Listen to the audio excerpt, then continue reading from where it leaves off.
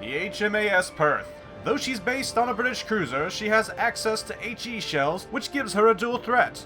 On top of that, she has a powerful torpedo armament, capable of doing nearly 62,000 damage per salvo.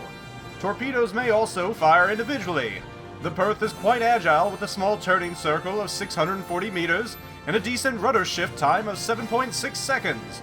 She also has good concealment, starting with a 9.8 kilometer surface detection range with her camouflage. The Perth uses the British spotter aircraft consumable. This lasts for a full 3 minutes per charge, as opposed to just 100 seconds.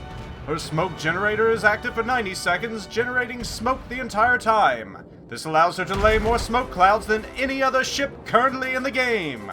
The individual clouds don't last very long, though. Cons. She cannot be used to train British captains. This is unfortunate. She is also somewhat weak, with a small hit point total and insufficient armor to provide any kind of protection from large caliber shells.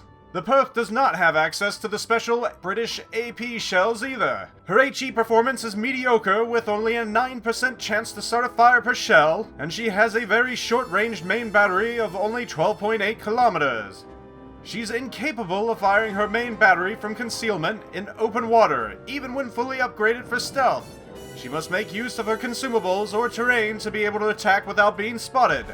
Her turret rotation speed is on the slow side at 7 degrees per second. The Perth has a poor AA complement and does not get access to defensive fire. Zoup's take. The Perth smokes more than Cheech, Chong, and Willie Nelson combined. The problem is they're short puffs, not long drags. Any innuendo here is a figment of your imagination. So though the Perth has some of the longest lasting smoke in the game, its utility is limited. Short range on her guns hampers the Perth, and once you get close enough to use them, you almost always have to pop smoke. Once it runs out, only the most skilled players will be able to make use of the ship. You'll need to make a hasty exit lest you be destroyed very quickly. That pretty much describes the Perth, a ship for skilled players. She's not as forgiving as the Belfast. You can have decent enough games in her, but she is odd. You have both AP and HE, but that's not enough to overcome her shortcomings. As it stands, I can only faithfully recommend her to skilled players and veterans. She'll be very frustrating for beginners and even some skilled players. She is pretty though. I advise using the spotting aircraft in the Perth. It stays airborne for 3 minutes and you absolutely need that range.